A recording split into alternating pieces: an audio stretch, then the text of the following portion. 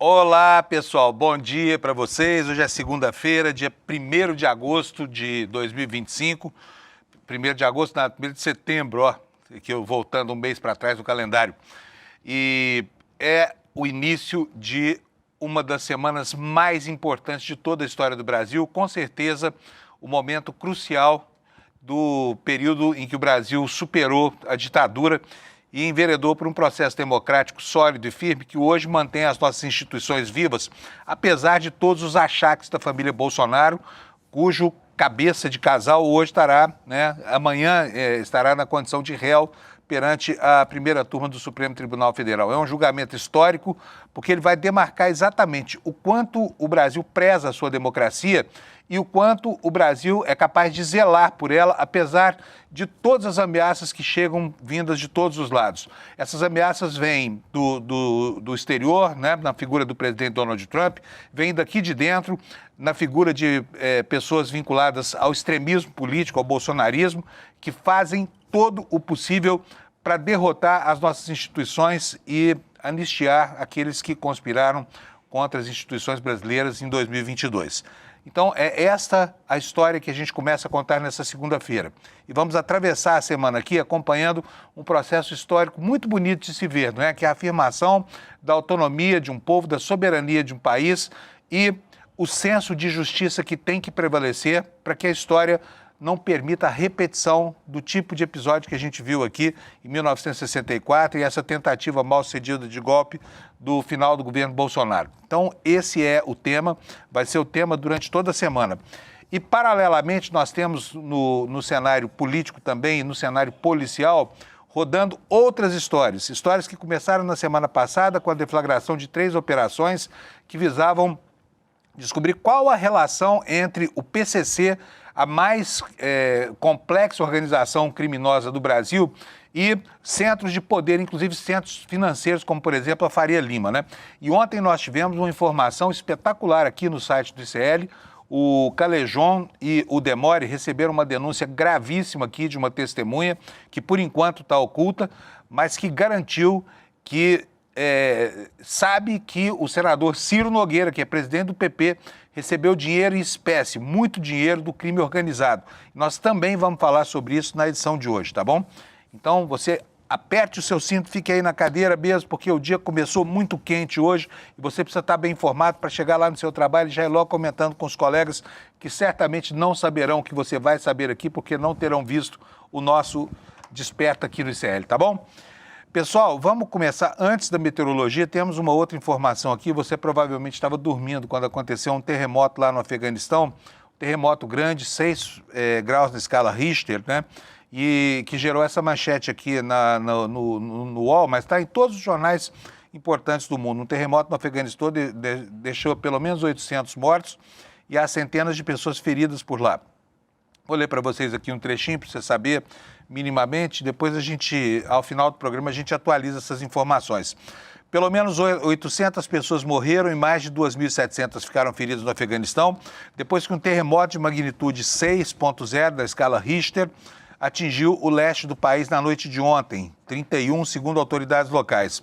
O número de mortes deve aumentar nas próximas horas, conforme equipes de resgate avançam pelas áreas atingidas. O epicentro esteve próximo à cidade de Jalalabad, que é uma cidade grande, importante. E o tremor ocorreu a cerca de 27 quilômetros de lá. Jalalabad tem 200 mil habitantes, fica no leste do país. E a maioria das mortes ocorreu numa cidadezinha, numa localidade chamada Kunar. De acordo com Squeldukak, Quarizi Bodlum, funcionário de comunicação. Esses nomes de lá são difíceis de pronunciar, me desculpem se não for exatamente isso, né? Sedikulah Quarishi Badlum, funcionário de comunicações da província de Nangarhar, local onde ao menos 9 pessoas perderam a vida. Ele disse que a maior parte das vítimas está justamente nessa localidade chamada Kunar, né? Então está aí a informação sobre esse terremoto que aconteceu lá no Afeganistão. E agora vamos para a nossa meteorologia, para a gente saber como é que começa a semana. Hoje o mapa do Brasil está todo colorido. Quer ver? O Alex já vai botar aí para a gente na tela. E enquanto você aguça a sua curiosidade por isso, deixa eu chamar o Alex aqui, gente. Cadê o Alex? O Alex está aí esperando a hora de falar aqui sobre futebol. E olha, já vou adiantar para vocês. Bom dia, Alex, tudo bem? Bom dia, Panunzo. Bom dia, comunidade. Eu sei que essa semana vai ser um pouco corrida, mas vamos nessa, Panunzo. Vamos lá. Afinal de contas, o Brasil é o país do futebol, a pátria em chuteiras, né? O Alex, tem um ditado popular que fala que na Bahia, graças à força do candomblé, os campeonatos de futebol tenderiam a terminar empatados, né? Uma coisa bem preconceituosa assim, mas eu estou usando só para ilustrar aqui algo curioso que aconteceu, porque outro dia nós tivemos aí o Vitória tomando uma derrota por 8-0, né? Do Flamengo. Sim. Lá no Rio de Janeiro.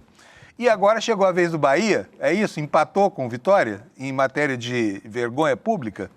Então, Panunzo, foi o que eu pensei. Ontem eu acho que o Bahia estava com ciúmes e inveja do Vitória da semana passada, que tomou de 8-0. E ontem o Bahia perdeu de 5-1 do Mirassol, jogando fora de casa. O André Uzeda, que é nosso roteirista aqui do Gente N2, ele foi, eu vi no Twitter a foto. Eu acho que ele voltou um pouco triste porque foi uma goleada pro Mirassol. Lembrou que o Mirassol é um time do interior aqui de São Paulo, que está fazendo uma ótima campanha e está em sexto colocado e ganhou esse jogo importante contra o Bahia de 5-1. E eu acho que eles ficaram com inveja e tentaram repetir o feito do seu maior rival, porém não conseguiu, Panunzo. Pô, faltaram 3 golzinhos, né? E ainda por acaso Sim. Tem um gol a favor do Bahia, né? Mas é interessante porque lá na Bahia, é engraçado, eles têm uma convivência pacífica, a gente não ouve falar de guerra de torcida nem nada, mas tem uma baita disputa aí para ver quem é que passa mais vergonha pública, né, Alex? Sim, isso mesmo, Panunzo. Lembrando que o Bahia está um pouco melhor na tabela do que o Vitória, porém eles chegaram quase iguais nessa goleada histórica que aconteceu ontem lá no interior aqui de São Paulo, Panunzo. Bom, o pessoal do Bahia sempre vai dizer assim, ó, pelo menos nós perdemos por 5-1, né, mas foi do Mirassol, gente, não foi do Flamengo também. Se fosse do Flamengo, quanto é que seria esse jogo aí, Alex? E eu acho que seria uns 10-0, se não me engano. Bom, e o Palmeiras? Como é que tá o Palmeiras? Seu time do coração, do corpo e tudo mais, do pâncreas, do fígado e tudo mais. Então, Panunzo, ontem a gente jogou contra o Corinthians lá na Neoquímica Arena. O Palmeiras começou ganhando com o gol do Vitor Roque, com os 13 minutos de jogo, de pênalti, porém, na metade do segundo tempo, a gente fez um gol contra com o Piquerez e o resultado se estendeu assim até o final do jogo, então o jogo terminou 1-1. Pro Corinthians foi um ótimo resultado, porque o Corinthians tinha uns 5 ou 3 desfalques, a lateral direita tinha um Charles improvisado, então foi um ótimo jogo, um ótimo resultado pro Corinthians. Pro Palmeiras, o Palmeiras tentou fazer o segundo gol, porém ficou nesse empate, pra mim, um pouco triste, porém pros corintianos, feliz e pode almejar a parte de cima da tabela, Panunzo. Olha, isso é que é um palmeirense honesto, hein? Porque tá falando aí, olha, apesar de estar com o coração dilacerado, né? Porque Sim. O Palmeiras jogou contra um Corinthians desfalcado, mas enfim, está falando bem aí do adversário. Muito bom, parabéns, Alex. Muito obrigado, hoje Panunzo. Não vai dar tempo de a gente falar de tudo, porque o jornal está muito cheio, mas Perfeito. A tabela, pode deixar a tabela na tela e confira aí o resultado do jogo do seu time, tá? Sim. Não vai ter tempo de falar de tudo. E se você quiser, volta a fita depois do jornal para você conferir esses resultados aí, tá bom? Sim. Vamos lá, Alex, um abração para você, obrigado. Abração, bom programa para nós, né? Vamos ver então, gente, a meteorologia, como é que tá, porque eu comecei aqui e esquecendo do Alex, tá aqui, olha.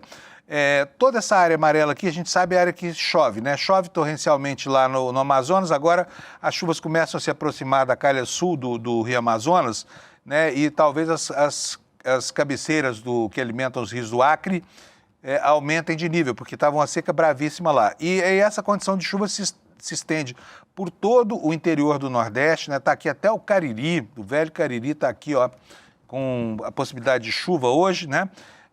Essa frente desce até o Mato Grosso do Sul, passa pelo oeste do Paraná e chega ao Rio Grande do Sul. No Rio Grande do Sul, nós temos aqui um alerta de ventos costeiros e no litoral da Bahia nós temos acumulado de chuva em Salvador e possibilidade de chuva nos estados que vão de Sergipe até o Ceará, tá? Então, chuva no litoral do Nordeste e aqui no centro do Brasil, o contrário, baixa umidade, seca brava, dia lindo, mas ar seco e poeirento e umidade muito baixa nas horas críticas do dia, tome cuidado, tá? Isto posto, sigamos com o noticiário aqui. Vamos para a capa do ICL Notícias hoje, gente, está muito quente o nosso site. Anota aí, se você não conhece, iclnoticias.com.br, iclnoticias.com.br, você chega aqui no nosso portal que está fazendo o maior sucesso na internet porque mantém as notícias fresquinhas e completas para você. E hoje tem um destaque aqui. Eu vou mostrar para vocês, a gente vai ler um trechinho da matéria impressionantemente importante feita pelo Demore e pelo Calejon. E se tudo der certo hoje, nós ainda vamos ter o Demore aqui nos visitando, né, para matar a saudade dele aqui desse espaço e para contar para a gente o que vem por aí. Mas a informação é gravíssima. Olha só, a manchete é esta aqui que você está vendo. Olha, acusados pela PF de chefiar esquema do PCC enviaram propina em dinheiro a Ciro Nogueira. É o que disse aos nossos 2 jornalistas uma testemunha, por enquanto uma testemunha que vai permanecer anônima, mas é uma testemunha muito importante e não é só o depoimento de uma testemunha, tá? O que você vai ver hoje aqui no ICL é o aprofundamento dessa denúncia. Então você se prepare para continuar assistindo depois do Desperta o N1, porque vem muita novidade por aí, tá bom? Mas eu vou dizer para você desde já, uma testemunha disse, e não é só o depoimento dela, tá? Mas que viu, né, sendo preparado um pacote de dinheiro que depois seria levado ao Senado para ser entregue ao senador Ciro Nogueira. E quem é que era a pessoa que despachava? Era um figurão ligado ao PCC na semana passada pela Polícia Federal. Daqui a pouco eu detalho isso para vocês, tá bom? E o senador Ciro Nogueira, ele publicou uma nota, ele repudiou a divulgação da informação prestada aqui pelo ICL, mas ele foi muito além. Ele ainda divulgou o telefone de um dos jornalistas que fazem parte da equipe que apurou essa história toda e esse é um desdobramento que nós também vamos ver.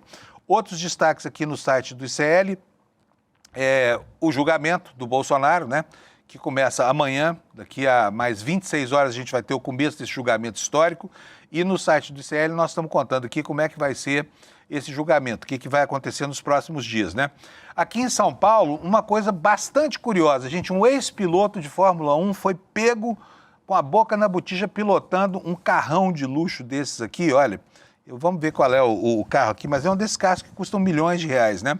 Olha, um ex-piloto de Fórmula 1 preso na Ponte Cidade Jardim, nos bairros mais nobres de São Paulo, né? Na madrugada deste domingo, foi flagrado conduzindo um veículo com queixa de apropriação indébita. O nome do ex-piloto não foi divulgado, só que todo mundo sabe que o nome do cara é o Tarso Marques. Lembra dele? Lá no começo dos anos 2000, ele teve um espaço da Fórmula 1, correu pela Minardi, né? Ele comeu lá no comecinho dos anos 2000 e foi responsável pelo quadro Lata Velha do programa do Luciano Huck. Foi pego com esse carro que estava sem placa. Pelas informações que chegaram, ele tentou ainda colocar a placa no carro, mas tarde demais, foi devidamente grampeado por apropriação indébita. Não está preso, tá? Pagou fiança, 15 salários mínimos e saiu da polícia, tá? O que mais nós temos de bom aqui no site do ICL para você hoje? Olha, o Lindener Pareto faz uma crítica aqui sobre a conexão entre o crime organizado e os grandes rentistas da história do Brasil, tá? Diz que há uma história de amor entre elas, você precisa ver. E o Tarcísio, velho de guerra, governador deste estado de São Paulo aqui, falou que vai, se for eleito presidente da República, coisa que a gente espera que não aconteça, ele vai indultar o Bolsonaro, diz que vai ser o primeiro ato de governo caso ele seja presidente. E tem muita gente batendo de novo no Tarcísio por essa afirmativa aqui, que ele faz desprezando algo que ainda não aconteceu, que é a condenação, né? Portanto, ele já conta certo aqui com a condenação de Bolsonaro. O Tarcísio que está aí entre a cruz e a caldeirinha, tentando se equilibrar entre a família Bolsonaro, para não perder o apoio dos bolsonaristas, e o Centrão, que cobra dele, né, uma atitude menos vinculada ao bolsonarismo. Então, esses são os destaques do dia aqui na capa do site do ICL. Gente, prepare-se, porque eu vou ler para vocês aqui agora a denúncia que chegou ontem à noite, né? O Eduardo Moreira anunciou que essa apuração estava sendo feita pelo Calejon e pelo Demore aqui do ICL, e isso despertou um grande interesse na opinião pública do Brasil inteiro por essa informação aqui, mas a informação é gravíssima. Vou abrir aqui a página para vocês onde está a notícia. Olha, esta é a manchete. Pela manchete a gente tem uma ideia da gravidade da coisa toda, né?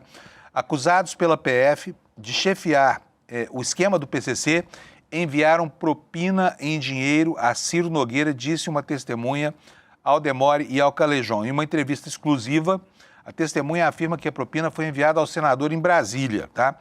E aqui, olha, aqui estão os rostos envolvidos nessa história, né? O tal Primo, que é o homem que controlava, né, era o epicentro da pirâmide do PCC, nessa conexão aí com o mundo formal das finanças, o Ciro Nogueira, e o intermediário dessa história toda, tá bom? Vamos lá? Quer saber como é que foi isso aqui? Vou ler para você. O presidente nacional do PP, senador Ciro Nogueira, recebeu uma sacola de papelão. Atenção para essa descrição aqui, tá? Recebeu uma sacola de papelão contendo dinheiro vivo enviado a ele por Mohamed Hussein Murad, o primo, esse que você viu na foto aqui, o primeiro, aqui mais à esquerda, né? E Roberto Augusto Leme da Silva, que é o tal Beto Louco. Os dois são, segundo investigações da PF, os chefes do esquema criminoso do PCC, do primeiro comando da capital, que envolve a gestão de fundos de investimentos na Faria Lima e fraudes bilionárias do setor de combustíveis. É o que conta numa entrevista exclusiva ao ICL Notícias uma fonte anônima que teve o contato direto com os dois chefes do esquema. Essa revelação feita ao ICL Notícias foi oficializada em um depoimento à Polícia Federal. A pessoa afirma ter ouvido do próprio Beto Louco que uma sacola com dinheiro vivo seria entregue a Ciro Nogueira. Ainda de acordo com essa fonte, o encontro aconteceu no ano passado no gabinete do Senado. O que diz essa testemunha? Sim, ele falou que a sacola com dinheiro era para o Ciro Nogueira. Eles estavam indo encontrar o Ciro. Em posse dessa sacola, afirmou a testemunha em conversa gravada com os jornalistas Leandro Demore e César Calejón. Era uma sacola de papelão, era uma sacola grampeada, de uma largura compatível com o tamanho de uma cédula. Eu não vou dizer como, mas você vai ver daqui a pouco a imagem dessa sacola, tá bom? A identidade da testemunha será preservada. Os agentes da Polícia Federal, para os agentes da Polícia Federal, a fonte confirmou as mesmas informações reveladas nessa entrevista gravada ao ICL Notícias. A propina estaria relacionada à defesa dos interesses dos suspeitos junto à ANP, a Agência Nacional do Petróleo, Gás Natural e Biocombustíveis, e a projetos de lei que tramitam no Senado. Na Agência Nacional do Petróleo, eles tentavam reverter uma revogação de licenças de duas empresas, Copap e Aster, que são as principais empresas envolvidas no esquema criminoso, onde contariam com interferência do senador Ciro Nogueira. Procurado, olha só, aqui vem já a resposta do senador, tá? E eu vou repetir para você. O pessoal está perguntando aqui, mas vai ficar só nisso? Uma testemunha que diz que viu? Não, não vai ficar só nisso. Tem mais coisa. Vocês vão ver no N1 hoje. Vocês vão ver um trecho da entrevista e vão ver algo mais que daqui a pouco o Leandro Demore vai revelar para vocês, se tudo der certo aqui, senão eu mesmo revelo, no finalzinho do jornal. Vamos lá, o que o Ciro Nogueira disse quando foi procurado aqui pelos nossos jornalistas? Ele encaminhou um ofício ao ministro da Justiça, Ricardo Lewandowski, chamou o ICL Notícias de site de pistoleiros, negou as acusações e colocou seus sigilos à disposição da Justiça. O que diz aqui esse ofício do senador? Olha, site de pistoleiro, pelo amor de Deus, hein? Todo mundo sabe da seriedade do ICL. Quando não há outro argumento a não ser fustigar o mensageiro, é porque a mensagem não pode ser destruída, viu, senador Ciro Nogueira? É bom Vossa Excelência saber disso. Mas vamos lá. Ao informar Vossa Excelência, ministro Lewandowski, que essas pessoas jamais estiveram em meu gabinete, que por jamais ter tido proximidade de qualquer espécie, portanto nunca poderia ter advogado em benefício delas, e a inaceitável hipótese de que poderiam ter me favorecido financeiramente de qualquer forma é absolutamente mentirosa. Peço a Vossa Excelência que determine com a máxima urgência a Polícia Federal que solicite os registros de entrada em meu gabinete no ano citado ou em qualquer ano e que requeira as imagens e os registros de entrada na sede ou nos escritórios dessas pessoas, afirmou. Coloco por meio deste todos os meus sigilos à disposição, a começar pelos de meu gabinete, de meu telefone e todos os demais, para comprovar que em tempo algum mantive qualquer ligação com facção criminosa. Contatados através de seus advogados, Mohamed Hussein Murad e Roberto Augusto Leme da Silva, o primo e o Beto Louco, também não responderam até o fechamento da reportagem. O espaço segue aberto aqui no portal do ICL para as manifestações. E a partir daí, a denúncia, ela passa a explicar o que foi a Operação Carbono Oculto. Eu vou ler só um trechinho para você, mas você já sabe, que você acompanhou o noticiário semana passada e não tem mais dúvidas sobre isso aqui. Primo e Beto Louco estão foragidos desde quinta-feira, 28, no dia em que foi deflagrada a Operação Carbono Oculto. Essa mega operação que reuniu esforços simultâneos da Receita Federal, Polícia Federal, Ministério Público do Estado de São Paulo para desbaratar um esquema bilionário, né? 52 bilhões podem ter sido movimentados, né? Que envolvendo o uso de investimentos sediados na Faria Lima, né? O local nobre, símbolo do capitalismo financeiro, do capital financeiro brasileiro, né? Que teria conestado e esquentado dinheiro de fraudes fiscais no setor de combustíveis e lavagem de dinheiro para o crime organizado. Há suspeitas de que houve o vazamento dos mandados de prisão, o que possibilitou a fuga desses dois suspeitos, e não foi só deles, né? Nós tivemos ontem um empresário tentando fugir de lancha. Eu vi a matéria no Fantástico da Rede Globo. A Polícia Federal abordou o sujeito em plena fuga, né? Ele acompanhado de uma mulher numa lancha, vazando, tentando evadir-se da Polícia Federal. E aqui uma matéria no Estado de São Paulo que diz quem é esse empresário que tentou fugir na lancha, né? Uma forma criativa aí. Quer dizer, o pessoal abonado, endinheirado, tem meios que outros não teriam, né? Os pobres fogem de ônibus, os milionários tentam fugir de lancha. No caso dele não deu certo. Aliás, a eficiência dessas três operações das polícias federal e do Ministério Público de São Paulo muito interessantes, né? Os métodos aqui, e são métodos que evitaram pelo menos essa fuga. Dos outros dois não, mas essa fuga eles conseguiram. Durante a operação na última quinta-feira, 28, contra uma organização criminosa suspeita de adulterar combustíveis e lavar dinheiro por meio de empresas do setor de fintechs na Faria Lima, o empresário Rafael Renar Gineste tentou escapar com uma lancha. Acabou detido por policiais na embarcação de luxo ancorada em Bombinhas, em Santa Catarina. A ação prendeu outras 5 pessoas em outros locais. A defesa de Gineste não foi encontrada para se manifestar. Nas imagens exibidas neste domingo pelo Fantástico, investigadores renderam o empresário. Jogou fora o celular, um dos policiais diz. A Polícia Federal, diz ele, determinando que o empresário deitasse na lancha que estava a 250 quilômetros. Olha, eu vou falar uma coisa, eu já vi texto mal escrito, mas como esse aqui, tá difícil, viu? Tá vendo aqui, ó? Olha isso aqui, olha. Polícia Federal, diz ele, determinando que o empresário deitasse na lancha que estava com H, do verbo haver, 250 quilômetros da residência de Gineste. Pelo amor de Deus, Estadão, não tem um corretor ortográfico aí, não? Então vamos lá, tá aqui a foto aqui, olha, o print da matéria exibida pela Rede Globo, né? O empresário já ajoelhado, ele não ofereceu nenhuma resistência, se ajoelhou na Câmara e foi algemado e foi levado preso. Rafael Renar Gineste. Ele é sócio administrador da F2 Holding Investimentos. Segundo os investigadores, seria integrante do núcleo financeiro da organização que cuidava de movimentar os valores usados por empresas de fachada e suas holdings. As empresas, postos de combustíveis e fundos de investimentos serviriam para dar aparência de licitude aos recursos. Segundo o portal Metrópolis, antes da operação, ele já havia sido um dos 42 condenados na primeira fase da Operação Publicano, do Ministério Público do Paraná. Na ocasião, a acusação era de uma rede de corrupção dentro da Receita Estadual do Pará ou do Paraná. A matéria está tão mal escrita que é impossível saber, mas eu vou checar isso aqui, vou pedir para o Kleber Lourenço me ajudar a checar essa informação aqui, para que eu possa informar você direito, já que o Estadão confunde Pará com Paraná e ainda coloca o verbo haver de maneira incorreta aqui no texto. Tá bom? Então vamos passar para a próxima? Vamos lá. Olha só, voltando aqui à denúncia do ICL, tá? O que foi que aconteceu de grave nessa história toda? Porque o senador Ciro Nogueira espernear, xingar, tudo bem, é esperado, é do jogo, né? Afinal de contas, quem tem argumentos os fornece e esse é o argumento dele, né? Infelizmente, um argumento que não esclarece nada.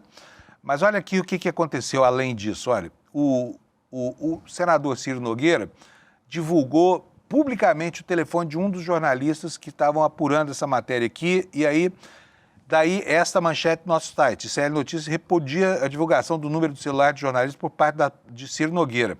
Essa é uma tática que foi inventada por políticos lá na Itália, do movimento Cinque Stelle, né? 5 estrelas, no início do desmonte das democracias do mundo, né? Isso está retratado no livro Engenheiros do Caos. A partir daí, os afetados por denúncias começam a tripudiar, fazendo isso, né? Divulgando dados pessoais, colocando a opinião pública contra jornalistas, tentando constranger o mensageiro para que a mensagem seja truncada, o que, nesse caso aqui, não aconteceu e nem aconteceria. Mas o ICL está repudiando a divulgação do número do telefone celular de um dos jornalistas que participaram dessa apuração. Vou ler aqui para você entender o que aconteceu. O portal ICL Notícias repudia a forma desrespeitosa como o senador Ciro Nogueira respondeu aos questionamentos enviados pelo jornalista Flávio Costa, por conta da reportagem. Acusados pela PF de chefiar o esquema do PCC, enviaram propina em dinheiro a Ciro Gomes, diz testemunha, que vocês viram agora há pouco aqui. Além das ofensas incompatíveis com a função pública que exerce, Nogueira ainda divulgou publicamente o número do celular do repórter. Isso o torna responsável pelas consequências que advierem de tal fato. Enquanto classifica a liberdade de imprensa como valor fundamental, Ciro Nogueira ofende o veículo que o procurou para cumprir uma regra de ouro do jornalismo, classificando como site de pistolagem de esquerda contra seus adversários e uma espécie de milícia digital. Segue assim o figurino autoritário, segundo o qual deve-se culpar o mensageiro pela mensagem desejada. Em seu texto, o senador cumpre essa tarefa de forma especialmente chula. Não deixa de ser irônico que as ofensas de Nogueira partam justamente de um personagem ligado à facção política que instaurou as verdadeiras milícias digitais do Brasil, especialistas em atacar implacavelmente seus oponentes. Que o ministro da Justiça, Ricardo Lewandowski, siga a sugestão de mais e não menos investigação. Por enquanto, as diatribes proferidas por alguém que cumpre tão nobre mandato na República apenas faz parecer que as investigações... Aí saiu daqui da minha página, vou voltar aqui para vocês. Por enquanto, as diatribes proferidas por alguém que cumpre tão nobre mandato na República apenas faz parecer que as investigações podem trazer à luz verdades inconvenientes para ele. A partir do trabalho policial, a afirmação da testemunha que aparece em destaque na matéria poderá ser checada pelas autoridades. E a inocência do senador, caso ela aconteça mesmo, pode ser avalizado ou não. E esse esclarecimento simples é o único objetivo da reportagem, tá? Então está aqui, colocado aqui, senador Ciro Nogueira, pode responder do jeito que quiser. Aqui ninguém vai ensinar Vossa Excelência a escrever nota e a repudiar qualquer tipo de apuração jornalística. Mas xingar, atacar desse jeito, tentar fustigar o mensageiro, né, para obscurecer o trânsito da mensagem, não funciona, tá? Não funciona. Aqui no ICL funciona menos ainda. Gente, amanhã, daqui a mais 26 horas, nós vamos ter o início do julgamento do ex-presidente Jair Messias Bolsonaro. Julgamento por crimes severos, crimes gravíssimos que ele cometeu, que estão tipificados no Código Penal brasileiro, que podem valer a ele muitos e muitos anos de cadeia. Uma sentença de 43 anos de idade, por exemplo, tem sido mencionada por vários juristas, né? E isso equivaleria a pelo menos 7 anos na prisão. Bolsonaro está com 70 anos, tem problemas de saúde, ele passará 7 anos pelo menos em regime fechado.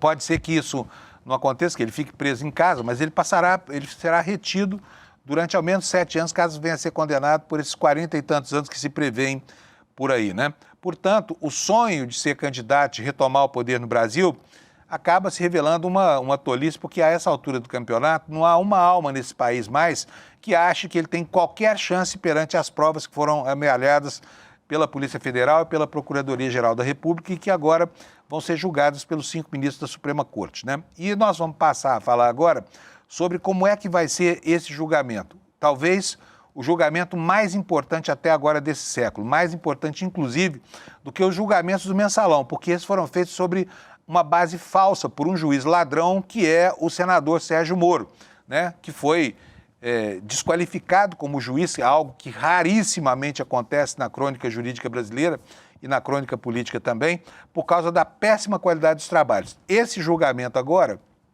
é um julgamento diferente. O rito inteiro foi respeitado, o devido processo legal foi cumprido em todas as fases, os advogados, apesar da choradeira, tiveram todo o direito de acessar as peças da acusação, de perscrutar os argumentos da defesa, os argumentos da acusação, de refutá-los, né? E agora chegou o momento culminante, a hora em que os advogados vão fazer a sustentação oral, a defesa de cada um dos réus vai apresentar a sua versão também numa sustentação oral e, a partir daí, o ministro Alexandre de Moraes apresenta o seu voto e os demais companheiros da primeira turma, que são 4, vão dizer se concordam com ele ou se contestam essas argumentações. E, muito provavelmente, Bolsonaro vai sair condenado ao final desse processo. Vamos saber, então, agora como é que vai ser o rito desse julgamento. Como entender, como diz aí a manchete no site do ICL Notícias, como será o julgamento de Bolsonaro e seus comparsas no Supremo Tribunal Federal. Matéria foi feita pelo Brasil de Fato e a gente republica aqui no site do ICL. Ela diz exatamente o seguinte: o julgamento da ação penal que apura a tentativa de golpe de Estado no Brasil, a AP 2668, envolvendo o chamado núcleo crucial da trama golpista, começa nesta terça-feira, dia 2, na primeira turma do Supremo Tribunal Federal e deve se estender até a sexta-feira, 12, quando há a expectativa de uma sentença, né? Entre os réus, quem é que está? Principalmente o ex-presidente Jair Bolsonaro, também ex-ministros de seu governo e generais do Exército Brasileiro, que pela primeira vez podem ser apenados por uma tentativa de golpear as instituições. Os 5 magistrados da turma vão decidir, diante das provas colhidas no processo, se são ou não procedentes as acusações da Procuradoria-Geral da República contra os 8 cidadãos. E, por isso, foram marcadas 8 sessões, distribuídas segundo esse diagrama que você está vendo aqui, olha. Amanhã, terça-feira, falam acusação e as defesas, né, com sessões que vão das 9 às 12, depois das 14 até às 19. Na terça-feira, de novo, acusação e defesa na fase das sustentações orais. Na quarta-feira, na terça-feira, desculpa, depois na terça-feira, dia 9 de setembro, na semana que vem, os votos dos demais ministros são apresentados das 9 às 12 e no dia 12 sai a sentença, tá? No dia 10, desculpa, eu pulei aqui uma etapa, então vamos lá. Dia 9, terça-feira, os votos são apresentados das 9 às 12. Depois, no dia 10, também das 9 às 12, o remanescente dos votos dos ministros. E no dia 12 teremos, então, a sentença, tá? O Supremo recebeu entre os dias 27 e 28 deste mês 3.357 inscrições de pessoas interessadas em acompanhar presencialmente as sessões. Não precisava de um estádio de futebol para caber tanta gente dentro, né? Só jornalistas são 501 e só há espaço lá dentro para 80, o que tem gerado muitas reclamações aqui entre os colegas que tentaram credenciamento, mas não conseguirão lugar na sala. Por quê? Porque de cada 8, só um conseguirá assistir presencialmente o julgamento. Os demais terão que se contentar com acompanhar por um telão. Foi separado o plenário da segunda turma, que fica no mesmo edifício, para acomodar esse público, que será dividido entre os 5 dias de julgamento. Os inscritos serão notificados pelo Supremo com a data e o horário da sessão que poderão acompanhar. O primeiro grupo que será julgado na ação penal que apura a tentativa de golpe foi qualificado pela PGR como núcleo crucial, né, o núcleo principal, o núcleo dos mandantes, dos autores intelectuais da organização criminosa que visava a manutenção de Bolsonaro no poder e da qual o ex-presidente seria o chefe. Todos os réus respondem pelos crimes de organização criminosa armada, tentativa de abolição violenta do Estado Democrático de Direito, golpe de Estado, dano qualificado pela violência e grave ameaça e deterioração de patrimônio público tombado. Com exceção do ex-diretor da ABIN e atual deputado federal Alexandre Ramagem, que teve parte das acusações suspensas por decisão da Câmara dos Deputados. Então, todos os demais serão julgados, fora o Ramagem. O Ramagem continua respondendo pelos crimes de golpe de Estado, organização criminosa armada e tentativa de abolição do Estado Democrático de Direito, e as demais acusações se relacionam diretamente aos atos antidemocráticos do 8 de janeiro de 2023, quando o ex-diretor da ABIN já tinha sido diplomado para o cargo de deputado federal. Por isso, ele só poderá responder por esses crimes após o fim do mandato parlamentar. Embora sejam acusados pelos mesmos delitos, a participação dos réus na trama golpista foi descrita de forma individualizada, até porque esse é um pressuposto do direito penal, né? Não se pode condenar ninguém por uma acusação genérica, tem que ser individualizadas as condutas.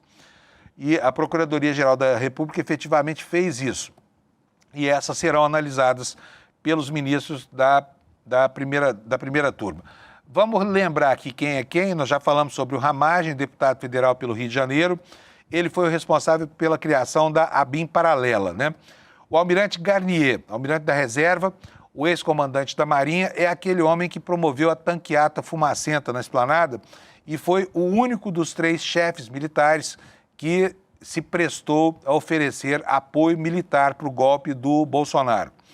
Anderson Gustavo Torres, famoso Anderson Torres, foi ministro da Justiça do governo Bolsonaro, foi deslocado, assim, antes do governo terminar, para a Secretaria de Segurança Pública do Distrito Federal e no dia 6 de outubro, 2 dias antes do badernaço lá do 8/1, ele se pirulitou para Orlando, onde estava lá também o presidente Bolsonaro, deixando a bagunça acontecer aqui no Brasil, né?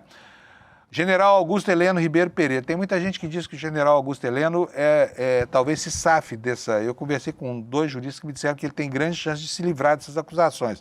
Vamos ver aqui, porque contra ele os indícios são mais tênues, né, do que contra outros, apesar das manifestações públicas dele, que diz que ladrão não sobe a rampa, essa coisa toda. Mas quem é o general Augusto Heleno, para você se lembrar? É o ex-chefe do Gabinete de Segurança Institucional durante o governo Bolsonaro. Militar que ajudou a estruturar o discurso de desinformação espalhado aí a favor de Bolsonaro e contra as instituições brasileiras.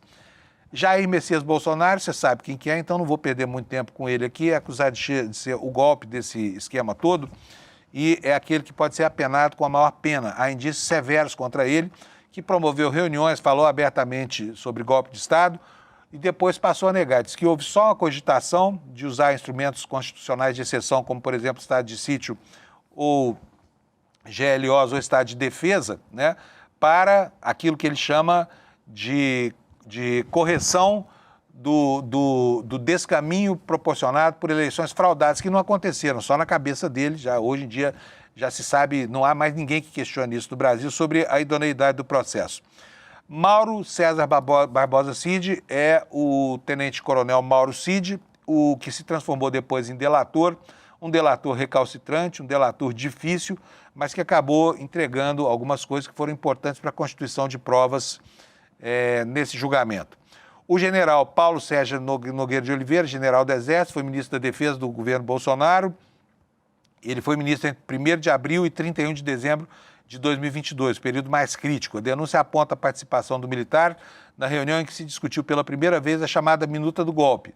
Mas ele depois disse, e isso foi convalidado pelo chefe da Aeronáutica, que ele não teve participação, ele inclusive teria obstado o golpe, tá bom?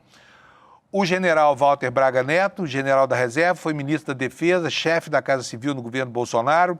Nas eleições de 2022 ele foi candidato a vice-presidente, está preso no Rio de Janeiro, né? É o único general preso por tentar... Não é o único, tem o Mário Fernandes também, por tentar interferir nas investigações. A denúncia aponta a participação do militar na incitação dos acampamentos golpistas em frente aos quartéis e de manter a mobilização da base a partir de notícias fraudulentas.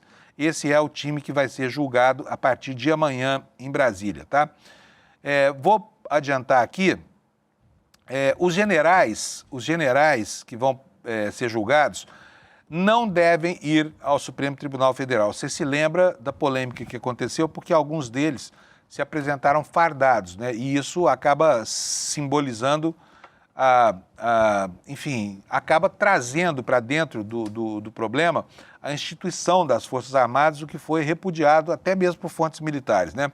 E agora está aqui na manchete do UOL o seguinte, que eles não devem estar presencialmente no Supremo, dessa vez não estarão, vão aguardar em casa, onde estiverem. O general Braga Neto está na cadeia, por exemplo, vai ficar, está na cadeia não, está preso lá no Rio de Janeiro, em cela especial, mas vão aguardar onde estiverem o resultado do julgamento. A matéria do UOL fala que a maioria dos generais acusados, assim como o ex-presidente Jair Bolsonaro, pela tentativa de golpe, não deverá estar no Supremo Tribunal Federal. 3 generais e um almirante são réus por fazerem parte do tal núcleo crucial. Os advogados dos acusados disseram que seus clientes não devem comparecer ao Supremo.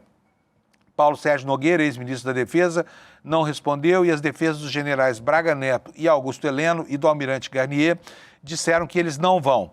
Braga Neto é o único, como eu disse, que está preso. Ele está detido em uma unidade militar no Rio de Janeiro desde dezembro do ano passado por suspeita de agir para tentar obstruir as investigações. A defesa dele nega a acusação, já pediu a reiteradas vezes a soltura, o que não foi concedido pelo Supremo. Ele precisaria pedir para viajar até Brasília. Em julho, ele voou em um avião de carreira para fazer uma cariação com o ex-ajudante de ordem Mauro Cides, né? A alta cúpula militar aqui do Brasil, diz o UOL, está no banco dos réus e hoje na reserva os generais chegam à mais alta patente militar com 4 estrelas. Portanto, é isso, eles não estarão presentes lá. Agora, tem uma informação aqui que é relevante nessa matéria, porque se você reparar bem, todo o cronograma, os horários, inclusive, foram seguidos à risca, né, pelos ministros que compõem a primeira turma, e só graças a isso é que nós vamos começar o mês de setembro com a realização do julgamento em si. Todos os outros procedimentos, as oitivas de dezenas, foram mais de 80 testemunhas, tudo isso aconteceu como um relógio. Agora é a parte final. Será que na parte final o Supremo será tão pontual quanto foi na parte inicial? Porque agora pode atrasar algumas horas, né? Não tem problema nenhum. Mas o Supremo tem sido rigoroso no cumprimento dos horários, o que nos leva a acreditar que no dia 12 nós teremos a sentença final condenando Bolsonaro e os demais desse núcleo crucial da trama golpista, né? E o UOL está dizendo aqui que pode haver um atraso de algumas horas, tá? Que o julgamento pode avançar no horário. O que é essa informação? Ela diz o seguinte, que o Bolsonaro precisa voltar para casa antes das 19 horas, mas alguns dias da sessão podem passar desse horário. O ex-presidente chegou a acompanhar em loco, sem avisar a imprensa de que iria, o julgamento da primeira turma quando houve a análise sobre o recebimento da denúncia no mês de março. Você se lembra dele ali, sentado quieto, calado, lá na plateia do Supremo, que é um direito que assiste a toda pessoa que está sendo julgada, né? O delator, o Mauro Cid, também não deve comparecer. Ele fechou acordo de colaboração premiada, não deve ir presencialmente ao Supremo Tribunal Federal. A defesa dele é a primeira a se manifestar, logo depois que o Procurador-Geral da República, Paulo Gonet, e da leitura do relatório de Moraes que dá início ao caso. O julgamento deve durar 2 semanas, como se viu, na verdade, ele deve ocupar o espaço de 10 dias, né? Mas por quê? Porque haverá sessões apenas nas terças e nas quartas-feiras, tá? Torres sinalizou interesse em ir, Anderson Torres. O ex-ministro da Justiça, Anderson Torres, foi o único que indicou ao STF que quer comparecer. O ex-diretor da ABIN e atual deputado federal Alexandre Ramagem sinalizou que pretende ir apenas no dia em que o advogado dele for se manifestar. Então, nós provavelmente não teremos aquelas imagens com as quais a gente se acostumou no começo do julgamento. Alex, aparece aí para mim, por favor. Cadê você? Preciso te fazer uma pergunta. Estou aqui. Alex sempre pronto para tudo, né, gente? Olha só. Nós vamos ter o Demore ou não? Ainda não, provavelmente. Eu estou de olho. Qualquer coisa, qualquer novidade eu falo aqui no Ponto Panusa. Tá bom, beleza, maravilha. Eu estou perguntando isso porque eu prometi para vocês aqui no começo do programa que talvez nós tivéssemos aqui o Demore, né, antecipando o que vai acontecer hoje no N1, né? Sim. Tá bom, Alex, beleza, me confirma aí, qualquer coisa aparece aí de novo, tá bom? Perfeito. Lembrando que tá uma correria, qualquer coisa eu apareço aqui e aviso no Ponto Panusa. Valeu. Tá uma correria aí? Aqui Sim. dentro também tá uma correria. Sim, uma correria, porque essa semana, se Deus quiser, a gente vai bater nosso recorde, nossa audiência vai bombar com esse julgamento tão esperado por nós, né, Panusa? Por falar em recorde, como é que está a nossa audiência? Dá uma conferida aí com a auditoria da Estamos em 26.471 pessoas, Panusa. Estamos em primeiro ou em segundo? Estamos agora em segundo, mas eu creio que iremos entregar em primeiro colocado.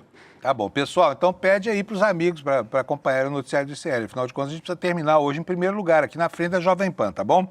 E já a nossa audiência vai nos dar esse privilégio que tem dado praticamente todas as manhãs já há alguns dias, né? Nos colocando em primeiro lugar aqui ao final desse horário aqui do Desperta.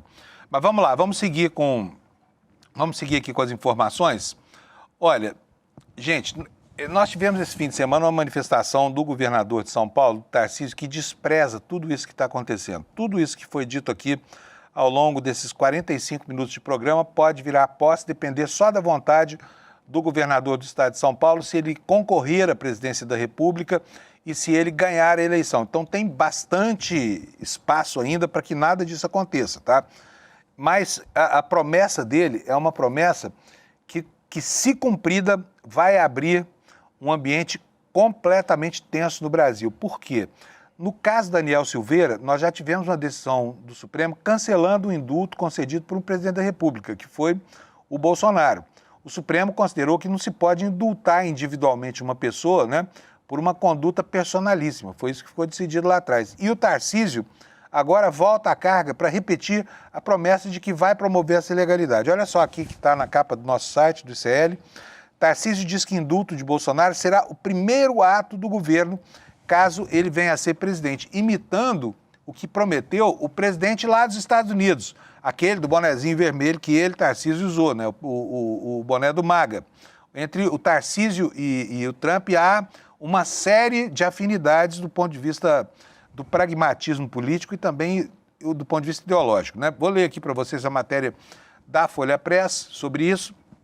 O governador de São Paulo, Tarcísio de Freitas, os republicanos, afirmou que, caso seja eleito presidente da República em 2026, seu primeiro ato de governo será conceder indulto ao ex-presidente Jair Bolsonaro. A declaração foi dada na sexta-feira em entrevista ao Diário do Grande ABC.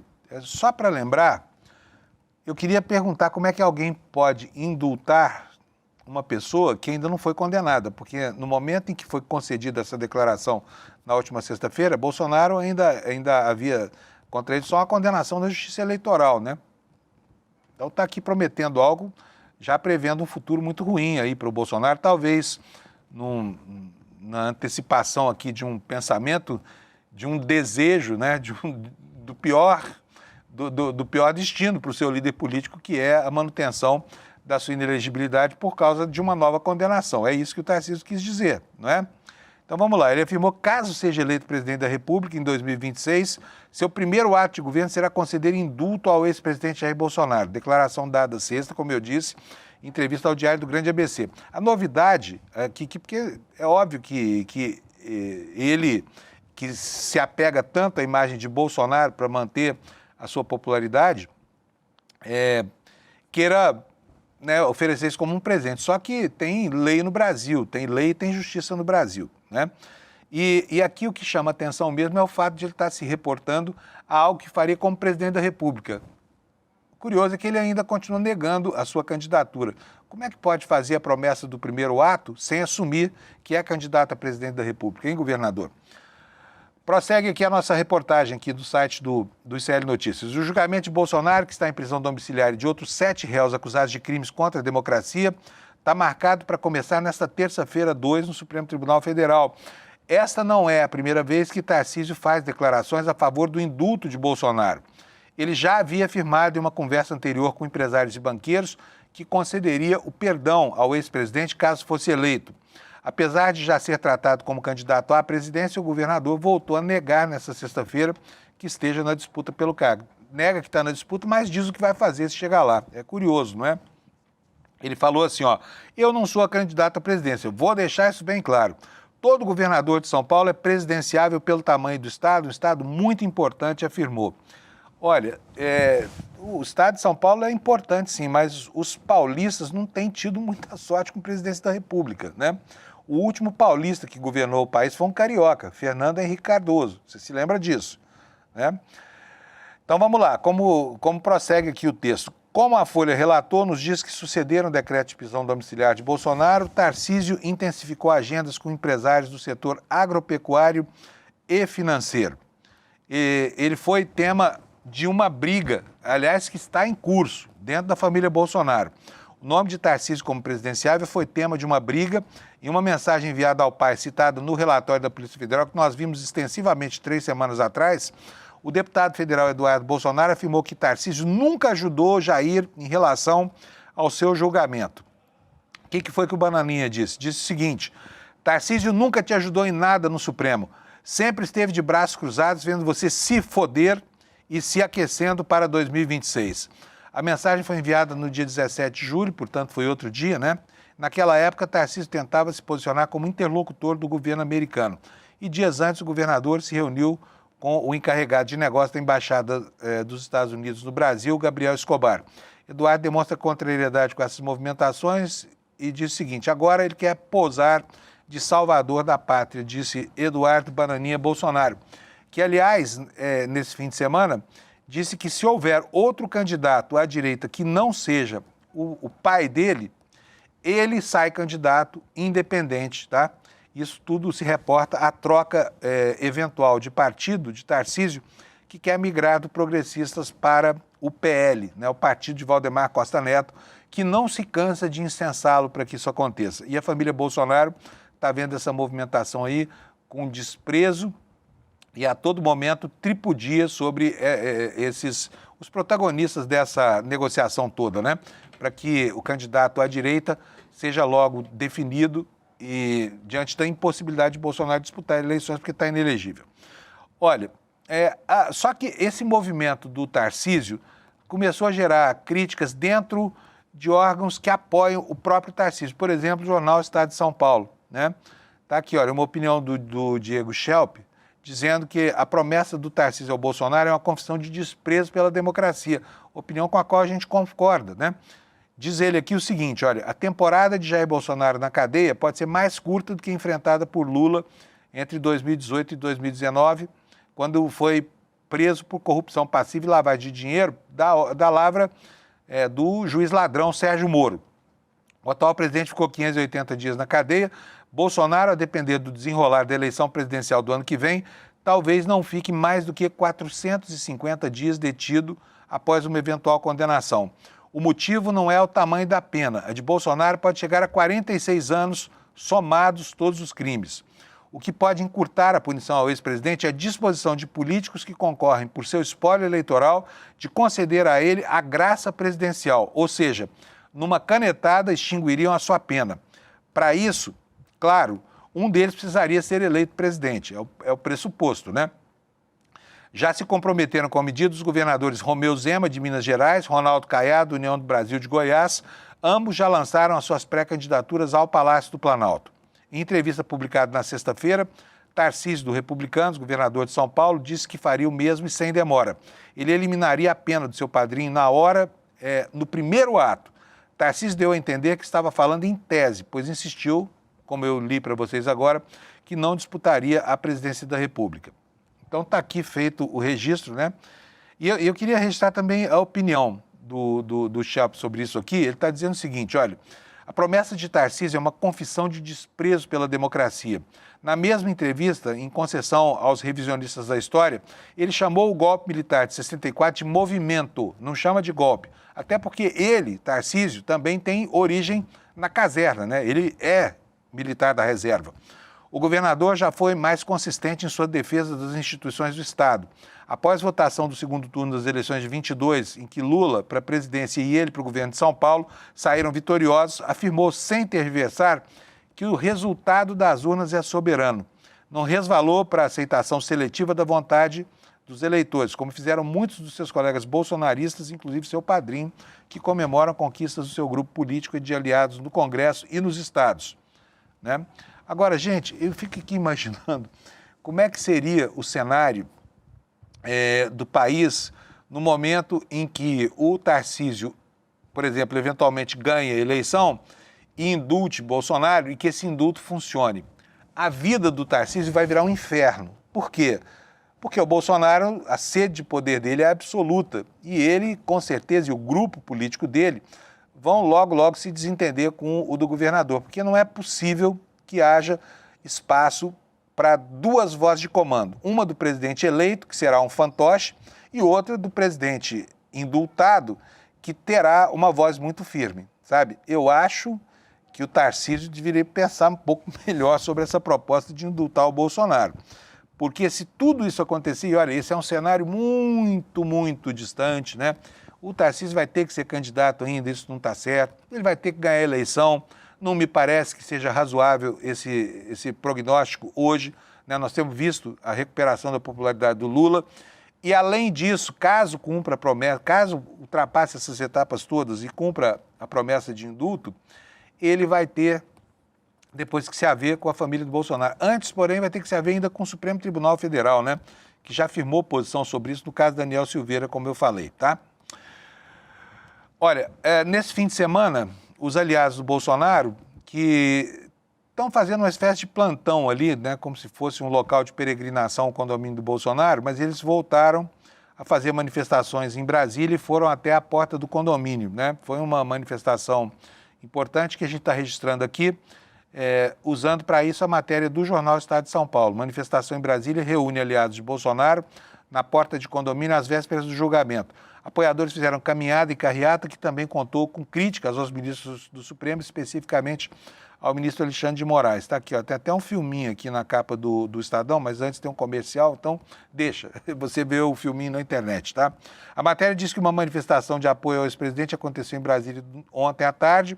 Atos contaram com pessoas caminhando e também com uma carreata. Está aqui a foto, né, da pequena multidão aí que foi, enfim, falar palavras de ordem e também orar, fazer cultos, né, religiosos lá na porta da casa do futuro presidiário Jair Bolsonaro.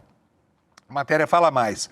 Além do apoio a Bolsonaro, os manifestantes também fizeram críticas ao ministro do Supremo Tribunal Federal Alexandre de Moraes e ao presidente Lula. Muitos traziam bandeiras do Brasil ou se vestiam com as suas cores. Carlos Bolsonaro, vereador na cidade do Rio de Janeiro, um dos filhos do ex-presidente, esteve no protesto, segundo ele, em apoio a Jair Bolsonaro e contra as covardias cometidas contra a Constituição. Carlos ainda publicou um vídeo indicando que teria ido à manifestação sem chamar atenção, usando um capacete na sua motocicleta, o que é fato raro na família Bolsonaro, né? Alguém usar capacete para andar de moto. A concentração inicial se deu na região da Torre de TV. Em seguida, essa carreata foi em direção à casa onde Bolsonaro cumpre prisão domiciliar, na região do Jardim Botânico, na zona sul de Brasília, aliás, bem longe da casa de Bolsonaro, né? Aqui está uma foto do Carlos Bolsonaro, uma tuitada dele, dizendo: hoje acompanhei de forma anônima mais uma manifestação de apoio a Jair Bolsonaro contra covardias cometidas contra a Constituição do nosso país. Que covardia será essa contra a Constituição? Não viemos aqui hoje para dar uma força ao presidente Bolsonaro e esperar que esse juiz tenha um pouco de senso. Que o que Bolsonaro não fez foi crime nenhum e ele julga o Bolsonaro, que ele julgue o Bolsonaro livre no dia 3. Não será no dia 3, será a partir do dia 2. Nós estamos pedindo muito a Deus para que isso aconteça, disse o comerciante Pedro Carlos Sérgio Alcântara.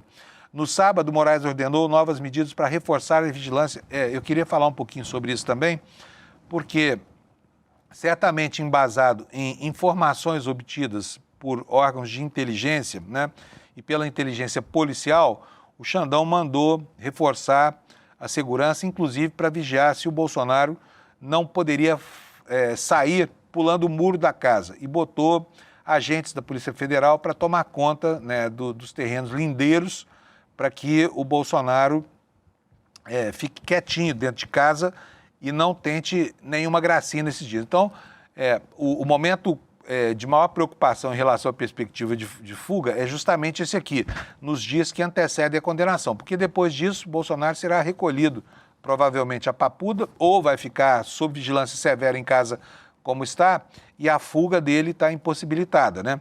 A despeito de usar a tornozeleira eletrônica, como a gente viu na denúncia do deputado Lindbergh Farias, líder do PT na Câmara, ele mora muito próximo da Embaixada dos Estados Unidos, em menos de 10 minutos poderia sair da casa dele, que estava completamente sem policiamento nenhum, chegar à Embaixada, entrar lá e se picar, se pirulitar do Brasil. Gente, olha, está acabando aqui o programa de hoje, eu tenho só mais duas coisas para falar. Assista o N1, tá? Essa maleta de dinheiro a qual a testemunha do Demore e do Calejão se referiu, vai aparecer no N1. Você vai ver as imagens da dinheirama que, segundo a testemunha, foi entregue ao senador Ciro Nogueira, presidente do PP, tá bom? Então não perca isso. E você vai ver também trechos da entrevista dessa testemunha, que por enquanto permanece anônimo, mas quem sabe, né, se amanhã ou depois pode sair do anonimato, uma vez que ele já falou à Polícia Federal e disse aos policiais tudo o que disse ao ICL, você vai saber de detalhes do caso aqui no N1. E além disso, tem que te passar aqui o recado de que se você não viu a entrevista do Eduardo Moreira com o Daniel Ziblatt, você pode fazer isso, entra aqui no despertaicl.com.br e pega o link para assistir ao replay, tá bom? Entrevista muito legal com o Daniel Ziblatt, professor de Harvard, que é um dos grandes pensadores desse começo de século aqui, e que, junto com o Levitsky, acabou decodificando o método para a destruição das democracias pelos nacional-populistas, né, que são os sucedâneos dos nacional-socialistas, os famosos nazistas alemães, agora nessa etapa do século XXI, tá bom? Olha, boa semana para você, acompanhe com a gente aqui as notícias do julgamento do Bolsonaro que se aproxima e também a repercussão dessa história toda da vinculação do PCC com a Faria Lima, que ganha cada dia que passa mais corpo aqui na grade de programação do ICL. Bom dia para você, não perca o N1 que vem aí. Tchau, obrigado pela sua audiência. Seguinte, galera, a melhor notícia do dia para quem perdeu a aula do Daniel Ziblatt. Dezenas de milhares de pessoas assistiram, ficaram encantadas com o conhecimento desse cara e ao mesmo tempo assustadas com os riscos que a gente está correndo, riscos que as pessoas não tinham a menor ideia. Ah, está traduzida para português, então todo mundo vai entender. No final da aula a gente criou uma super condição para quem quiser fazer parte do ICL. E essa condição vai valer para você que está assistindo o replay também. Um abraço e boa aula.